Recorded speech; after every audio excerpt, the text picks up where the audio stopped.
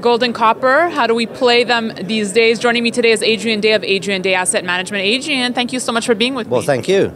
Having a good show? Yes, it's good. So let's talk business now, Adrian. Gold and copper.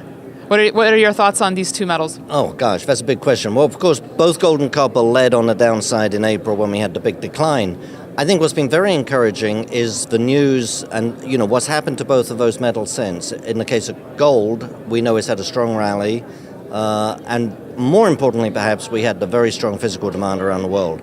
I think that was really telling because what it tells us is that people generally are really concerned about what they see as manipulation and weird carryings on. So they go to the physical. They get away from paper, they go to the physical. I wouldn't be surprised if gold retested its lows, but I frankly don't think we're going to see significantly lower prices. And the reason's really quite simple. I asked myself, why was everybody buying gold for the last 5 years? Were they right about it or were they wrong? And if they were right because they were concerned about depreciating currencies, ultra low interest rates, etc. Nothing's changed. So let me ask you this, Adrian. Last time we spoke was at the PDAC in Toronto back in March. Then we saw that major correction happen in gold. What was going on in your mind when that was happening? Did that scare you? I was actually out of the country when it happened, so I would have been scared otherwise. Although, frankly, I'd have been buying a lot of the junior stocks that just collapsed in those days because they got down to ridiculous levels.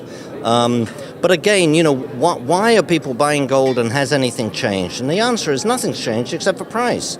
We've had over 500 interest rate cuts around the world in the last 4 years. And they're still cutting interest rates. Europe just cut their interest rates to 0.5%, all-time record low.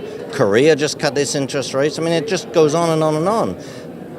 And as for printing money, the Fed keeps talking about exiting, but we haven't seen any concrete action that they're likely to exit anytime soon. And then you look at Japan with a target to double the money supply in the next 18 months, double the money supply. You've got the new Bank of England governor in England, Mark Carney from Canada, who says that more stimulus is needed. And this is in England, which has been one of the worst offenders. Switzerland just said they're not going to pull back. It just goes on and on and on. So I think the conditions are the same. It's just a lower price. So Adrian, on Tuesday, Dennis Gartman said this is the most bearish he's ever been on gold. What do you think of that sentiment? I'm not going to comment on that. Dennis, whom I respect, is a trader. He is a short-term trader. I have seen Dennis give watershed bearish sell signals one morning and 2 days later give a watershed bull market buy signal. That's not knocking Dennis. He's a trader. I'm not a trader. I'm a long-term value investor. And frankly, when it comes to gold, it's not even an investment. Gold is a way of holding wealth. Mm-hmm. So gold is a way of preserving your assets and your purchasing power against other things. You might buy a picture, you might buy this, but certainly I prefer gold over dollar bills. So during these dips that we saw in gold, Adrian, were you taking advantage of that and buying? Certainly, but right now the stocks look much better value to me than does bullion itself. Right. So we're buying a lot of the stocks, and particularly the juniors. Even though I've spoken to many people here who have told me, look, we can even go lower on the juniors. Look, you can always go lower. I think the truth is we haven't had an ultimate capitulation yet, but there's nothing to say you have to have... If we're in the middle of a long bull market, which I believe we are, you can get big, significant corrections in the middle of a bull market, but you don't have to have capitulation. There's nothing to say that.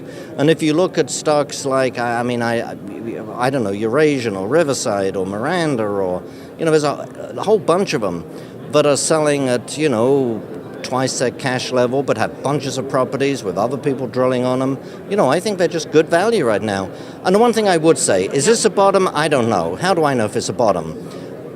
But I do think if you buy now, over the next few months, summer's normally weak, you buy now, the time to buy, as we know, is when things are cheap, and things are cheap right now. 3 years, if your horizon is 3 to 5 years, I don't think you should be too concerned about getting the absolute bottom. Well, you're probably one of the most optimistic people I've been speaking to lately, Adrian. Well, good. It's contrarian. That makes me very happy.